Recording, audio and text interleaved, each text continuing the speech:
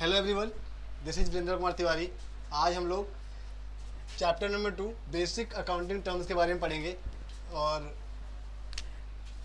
Basic accounting में कुछ terminology है जिसके बारे में हम जानेंगे। उससे पहले मैं थोड़ा बता दूँ टर्मिनोलॉजी है क्या है। बेसिकली जैसे हम इंग्लिश में वर्ड मीनिंग याद करते हैं ना, ठीक उसी तरह अकाउंटिंग में कुछ टर्म्स होते हैं उसको पढ़ते हैं हम। ठीक है, अब वर्ड पढ़ते हैं तो हम क्या करते हैं, सेंटेंस फॉर्मेशन करने में हमें आसानी होती है। ठीक है, ठीक उसी तरह अगर अकाउंटिंग टर्म्स हमें याद हो गए अच्छे से तो हमें एक तो हमारा बेसिक अच्छा होगा। दूसरी चीज़, अकाउंटिंग में जो भी ये टर्मिनोलॉजी आगे यूज़ होंगी उससे आप अवेयर रहोगे, समझ जाओगे कि हाँ ये वर्ड मैंने पढ़ा था, ये टर्म मैंने पढ़ा था, तो ईजी रहेगा आपको समझने में। तो स्टार्ट करते हैं। ठीक है, पहला जो टर्मिनोलॉजी है, अगर हम बिजनेस को लेट्स से स्टार्ट ही करते हैं। एक बिजनेस है और एक बंदा है, इसका नाम समझ लो राजू है। ठीक है, राजू है बंदा और एक बिजनेस है हमारा। उसने बिजनेस स्टार्ट किया। अब राजू बोल रहा है यार बिजनेस स्टार्ट करना है, क्या किया जाए। इसने सोचा चलो ठीक है, मेरे पास 20,000 रुपये हैं, मैं ये लगा सकता हूँ, और 50,000 रुपये के गुड्स हैं, मैं वो भी इन्वेस्ट कर देता हूँ।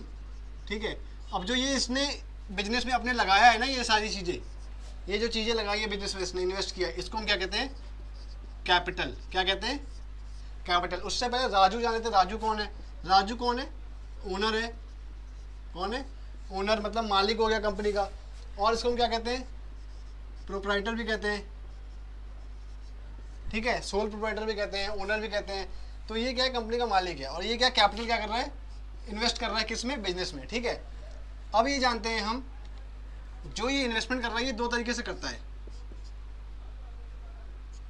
पहला जो करता है ये फिक्स्ड करता है और दूसरा करता है वर्किंग कैपिटल। ठीक है, फिक्स्ड में क्या होता है, जो भी ये इन्वेस्टमेंट करता है, जैसे फिक्स्ड एसेट के लिए करता है या फिर कोई भी चीज़ें खरीद के इन्वेस्ट करता है, जैसे फिक्स्ड जो जैसे अगर इसने मान लो बिल्डिंग ही इन्वेस्ट कर दी जो कि फिक्स्ड है, उसको दोबारा रीसेल करने की इंटेंसिटी नहीं होती है, तो वो क्या होगी, तुम्हारी फिक्स्ड इन्वेस्टमेंट हो जाएगी, फिक्स्ड कैपिटल तरीके से इन्वेस्ट होगा। वर्किंग कैपिटल जो होती है वो एक तरीके से फिक्स्ड नहीं होती है, उससे आगे प्रोडक्शन की और उससे रीसेल की एक तरीके से, और कैश इक्विवेलेंट मेंटेन करने की एक तरीके से इंटेंशन होती है ओनर की, जो वो इन्वेस्ट करता है। तो आई होप कि आपको इन दोनों का डिफरेंस समझ में आ गया होगा। और थोड़ा जान लेते हैं, बिजनेस में एक फंडा है, ओनर और बिजनेस डिफरेंट एंटिटी होते हैं।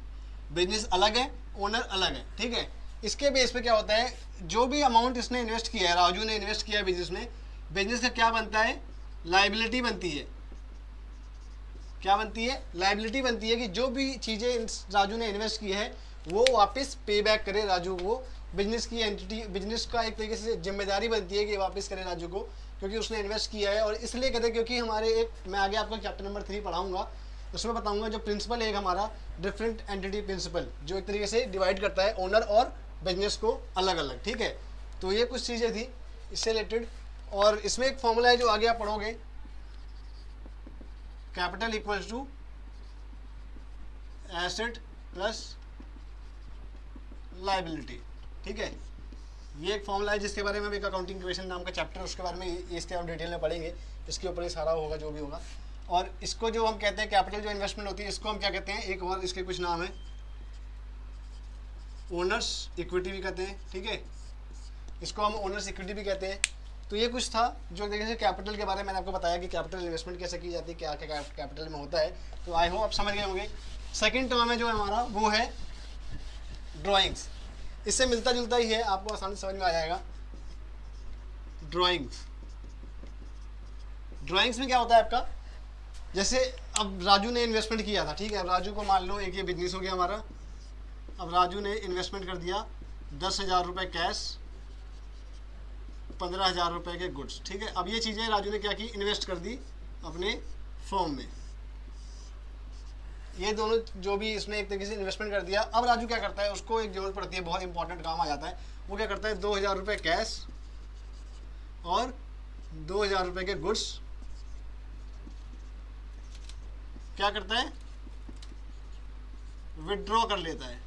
किस लिए विड्रॉ करता है, अपने पर्सनल यूज के लिए करता है। किस लिए करता है, पर्सनल यूज के लिए करता है। तो इसको हम क्या कहते हैं, ड्राइंग्स। और ड्राइंग्स में क्या होता है basically, it's reduces the capital, ठीक है, इट रिड्यूसेस द कैपिटल। अब मान लो हम ड्राइंग कर रहे हैं, 2000 रुपये यहाँ निकाल लिए, 2000 यहाँ निकाल लिए, तो इसमें से क्या होगा, ये माइनस हो जाएगा, तो ये 8000 ही बचेगा। फिर 15 में से 2000 कट जाएगा तो कितना बचेगा, 2000 यहाँ भी कट गया तो 13000 बचेगा। तो क्या हो रहा है, ये एक तरीके से कैपिटल जो इन्वेस्ट किया है राजू ने अपने बिजनेस में, वो एक तरीके से कम हो रहा है। ड्राइंग क्या कर रहा है, आपका कैपिटल को रिड्यूस कर रहा है, ठीक है। नेक्स्ट टर्मिनोलॉजी जो हम पढ़ेंगे वो है ट्रांजेक्शन। अब बिजनेस खड़ा हो गया, इन्वेस्टमेंट हो गई, अब ड्राइंग भी कर रहा है, ये सारी चीज़ें हमें समझ में आ गई। अब उसमें कोई ट्रांजेक्शन्स होती हैं, क्या होती है, ट्रांजेक्शन्स। ट्रांजेक्शन मतलब जो भी लेन देन की प्रक्रिया होती है, ठीक है, उसको हम ट्रांजेक्शन कहते हैं एक तरीके से। अब ये हमारी दो तरीके से होती है, ठीक है, इंटरनल और सेकेंड वाला कौन सा होता है, एक्सटर्नल।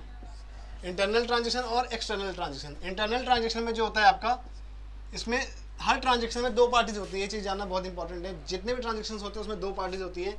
इंटरनल ट्रांजेक्शन में both the parties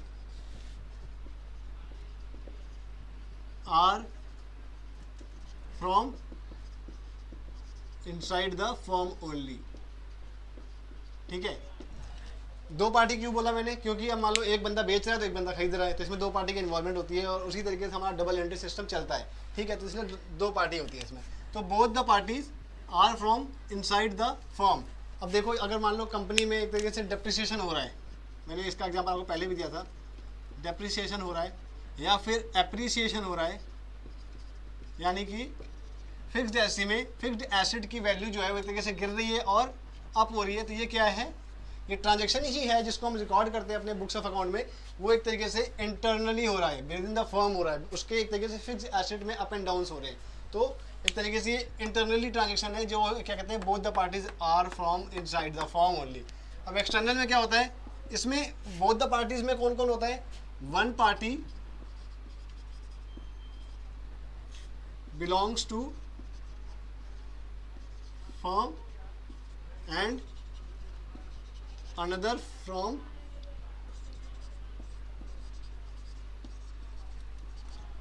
outside the firm, ठीक है। एक पार्टी जो है हमारा फर्म से ही होता है, बिजनेस फर्म से ही होता है, और दूसरा पार्टी जो होता है वो आउटसाइड द फर्म होता है। एक पार्टी हमारा क्या कहते हैं, जैसे कंपनी से ही होगा, हमारे बिजनेस से ही होगा, और दूसरा पार्टी जो होगा आउटसाइड द बिजनेस होगा। जैसे हमने अपनी कंपनी के लिए कुछ प्रोडक्ट या फिर कुछ रॉ मटेरियल्स परचेज किया आउटसाइड से, किसी एक दूसरे ब्रोकर से या फिर दूसरे डीलर से परचेज किया, तो वो क्या होगा, एक हम तो खुद इन्वॉल्व है उसमें, दूसरा पार्टी कौन सा इन्वॉल्व है, जिसने हमें माल बेचा, ठीक है, या फिर हम जिससे माल खरीद रहे हैं, तो दूसरा पार्टी के एक तरीके से इंटरफेरेंस आ गया, इसमें इन्वॉल्वमेंट हो गया, तो ये क्या हो गया, एक्सटर्नल ट्रांजेक्शन हो गया, ठीक है। तो ये होते हैं जो ट्रांजेक्शन जो होते हैं, आपको मैंने बता दिए। अब जान लेते हैं नेक्स्ट टॉपिक, जो कि बहुत इंपॉर्टेंट टॉपिक है, लोगों को बहुत कन्फ्यूजन होती है कि एसेट क्या होता है।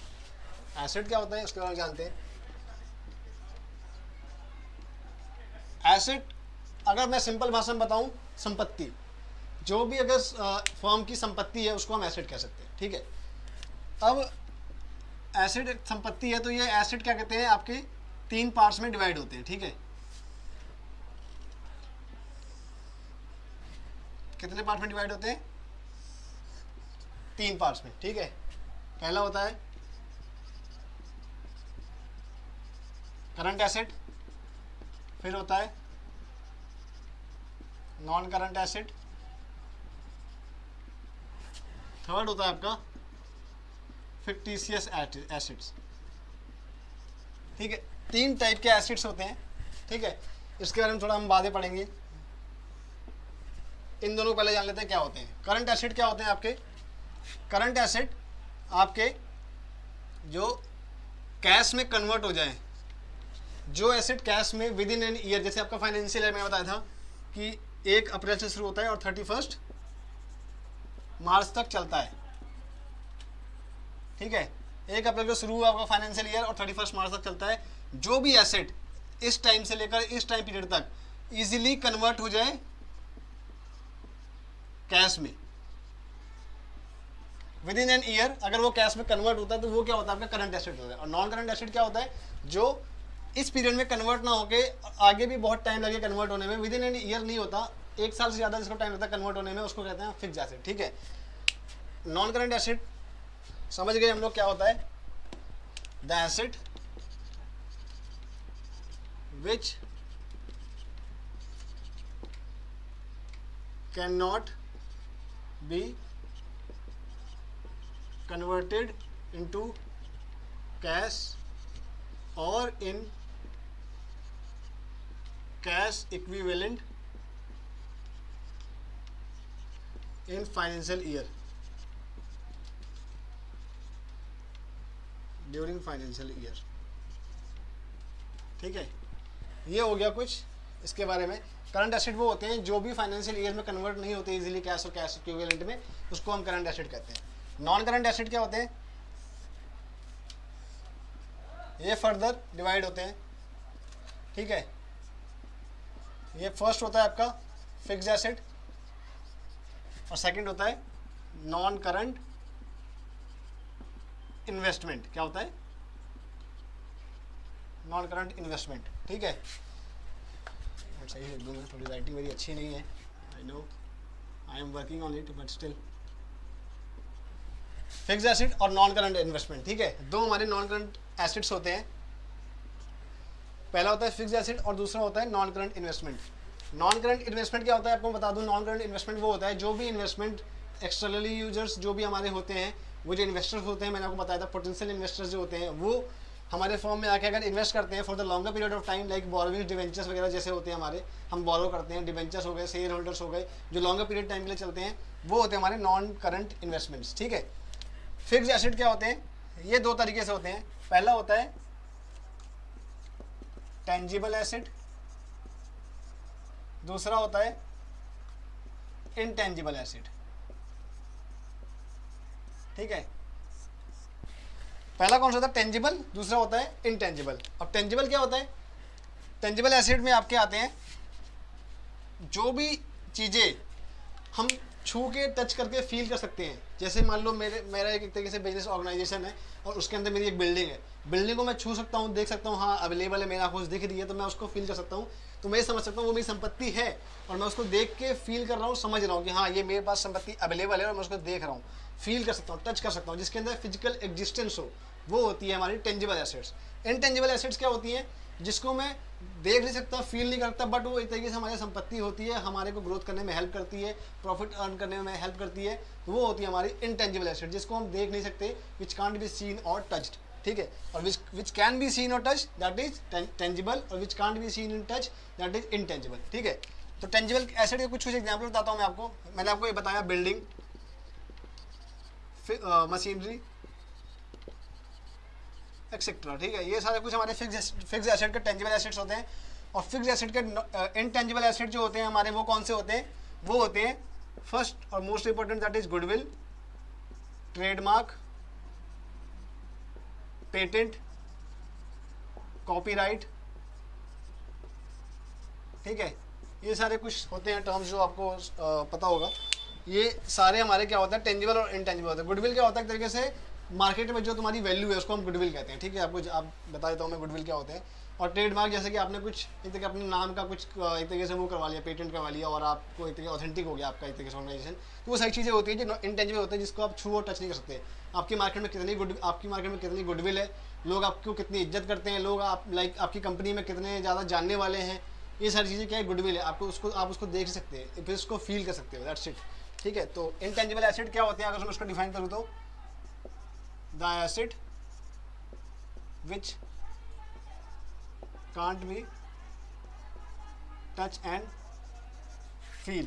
और टेंजिबल क्या होते हैं, the asset which can be touch and feel। सीधी बात, जिसके अंदर फिजिकल एग्जिस्टेंस है वो टेंजिबल हो गया, जिसके अंदर फिजिकल एग्जिस्टेंस नहीं है वो इनटेंजिबल हो गया, सिंपल भाषा में। ठीक है, एक बार रिवाइज कर लेते हैं। एसेट क्या है, संपत्ति है। ठीक है, क्या है, संपत्ति है। हिंदी इतनी अच्छी नहीं है मेरी, बट स्टिल एसेट क्या है, संपत्ति है हमारे लिए एक तरीके से। एसेट हमारे 3 टाइप के होते हैं, current asset, non current asset और फिक्टिशियस एसेट। इसके बारे में बातें पढ़ेंगे अभी हम थोड़ी देर में। करंट एसेट क्या होते हैं? The asset which can't be converted into cash और cash equivalent with in the financial year. Financial year के अंदर अगर वो कैश में कन्वर्ट नहीं होता है तो वो है हमारी करंट एसेट, और अगर नहीं होता है तो वो है हमारी नॉन करंट एसेट। जो फाइनेंशियल ईयर में कन्वर्ट नहीं होती कैश में, वो है हमारी नॉन करंट एसेट। अब नॉन करंट एसेट हमारी दो तरीके से होती है। पहली होती है fix asset, second is non current investment. Fix asset क्या होती है? जो फिक्स होती है, जो एक तरीके से मैंने आपको बताया भी कि जल्दी चेंज नहीं होती कैश में, और वो फिक्स एसेट फर्दर क्लासीफाई हुआ है टेंजिबल एसेट में और इनटेंजिबल एसेट में। ठीक है, टेंजिबल एसेट क्या होता है? The asset which can be touch and feel which have physical existence. ठीक है, जिसमें फिजिकल एग्जिस्टेंस है, इसको हम टच कर सकते हैं, फील कर सकते हैं, वो हमारा टेंजिबल एसेट है। और इनटेंजिबल एसेट हमारा वो है जिसको हम फील और टच नहीं कर सकते, जिसमें फिजिकल एग्जिस्टेंस नहीं होती है, वो हमारी इनटेंजिबल एसेट होती है। ठीक है, so let's move to the next topic, next terminology, that is liability. This is again very important word, very important term, that is liability.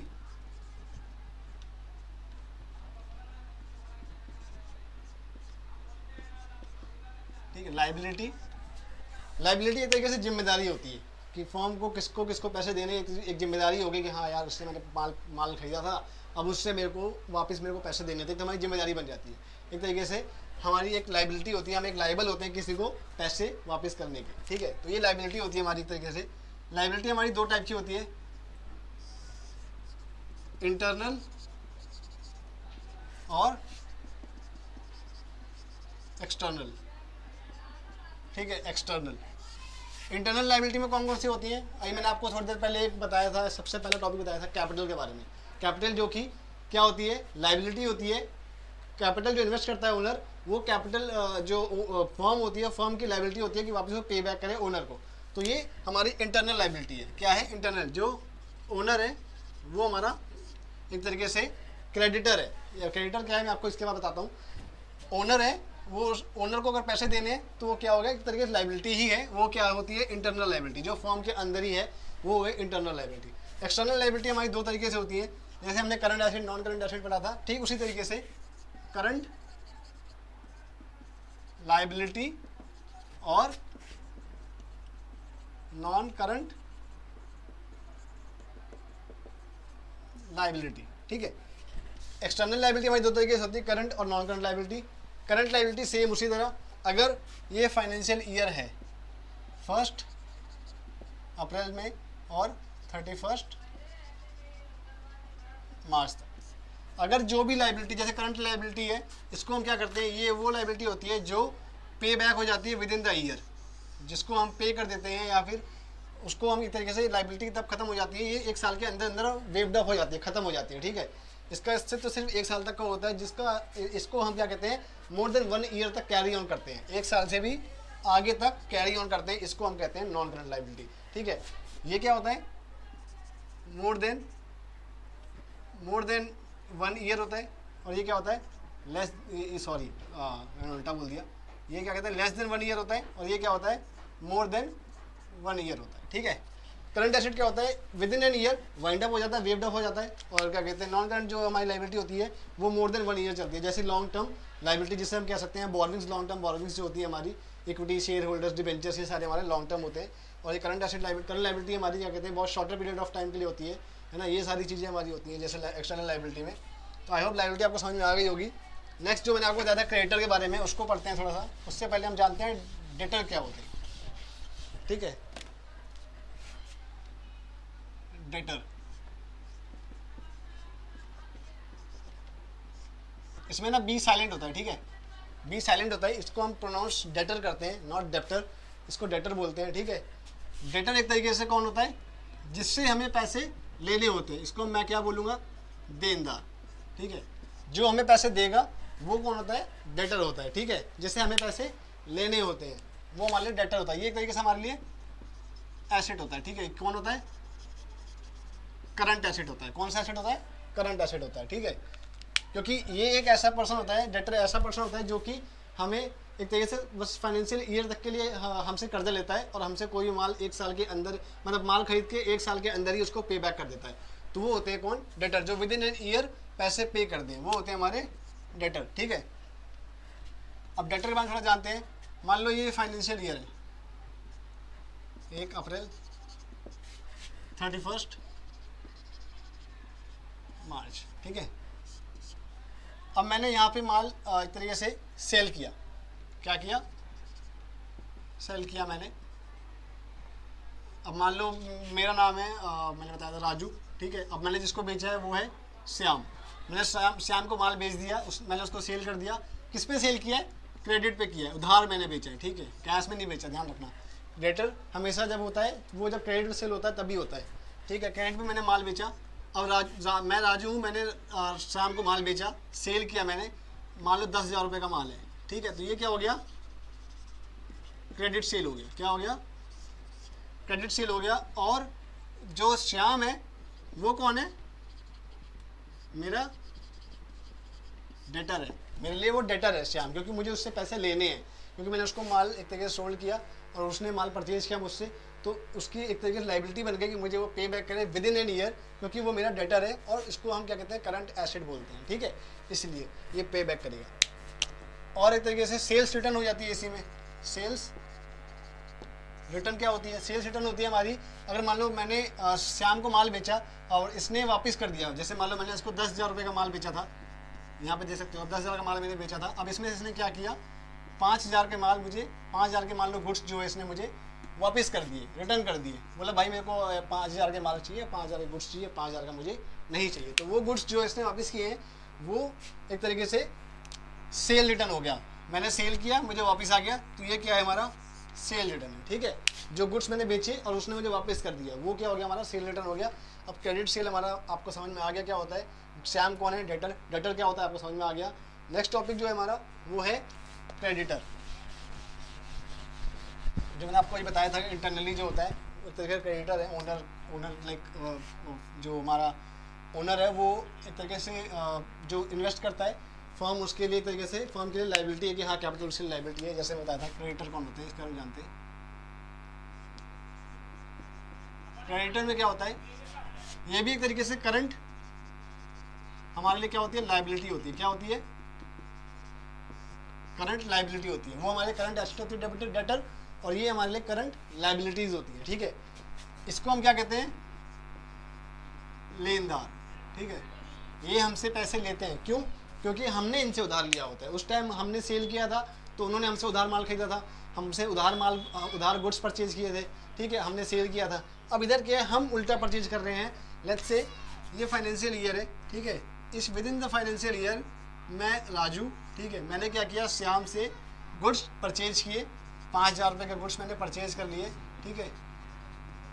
5,000 के मैंने गुड्स क्या किए? परचेज कर लिए, ठीक है। श्याम ने मुझे बेच दिया, मैंने खरीद लिया। अब मैंने क्या किया? यार पैसे नहीं है मुझसे तुम बाद में ले लेना, ठीक है। तो मैंने इसको एक डेट असाइन कर दी, जो कि इस तरीके से मैंने अप्रैल में अगर मेरा स्टार्ट हुआ है बिजनेस और 31 मार्च को ख़त्म हो रहा है, तो मैंने इसको एक बोल दिया कि भाई मैं आपको पैसे जैसे मैंने इससे परचेज़ किया मई में परचेज़ किया, ठीक है, या 20 मई कह लो, 20 मई को परचेज़ किया और मैं इसको बोलूँगा मैं जून में पे करता हूँ, ठीक है, 30 जून को मैं पे करता हूँ।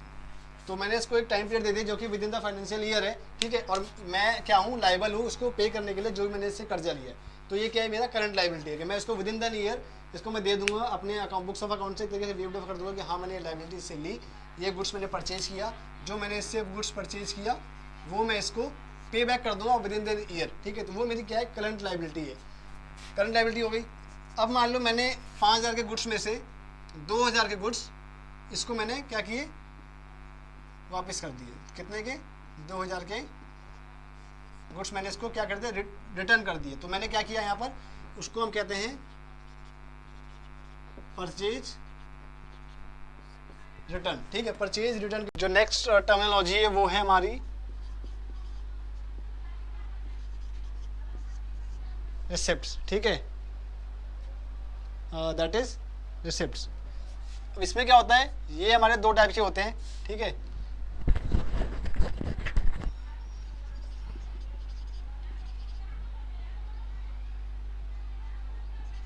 रेवेन्यू रिसिप्ट और कैपिटल रिसिप्ट,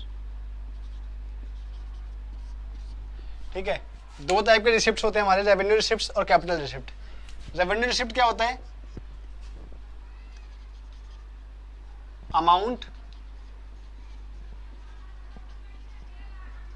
रिसीव्ड और receive in future for selling goods और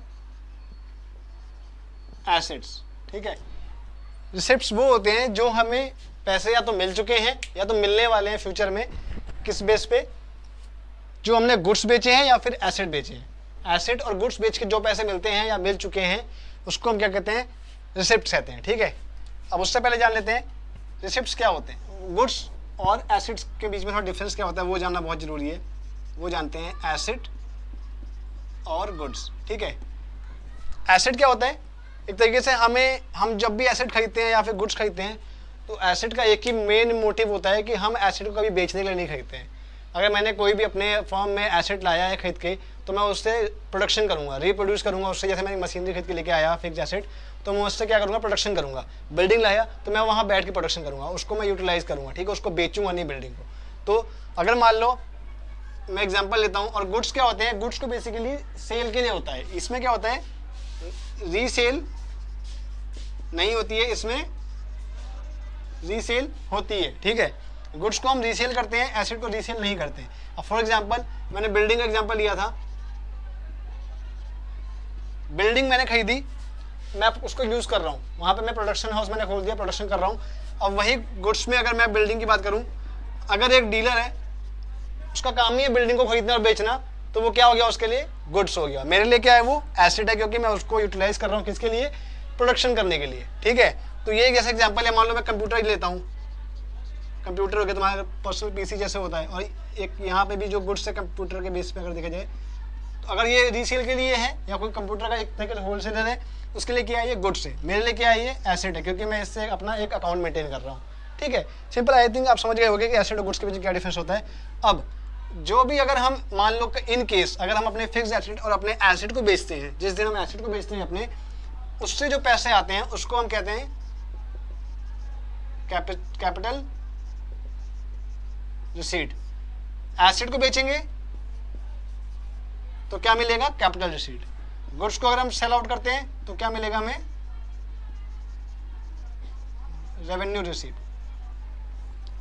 ठीक है, गुड्स को बेचा तो रेवेन्यू होता है, क्योंकि वो हमारा डेली बेसिस का काम है ना।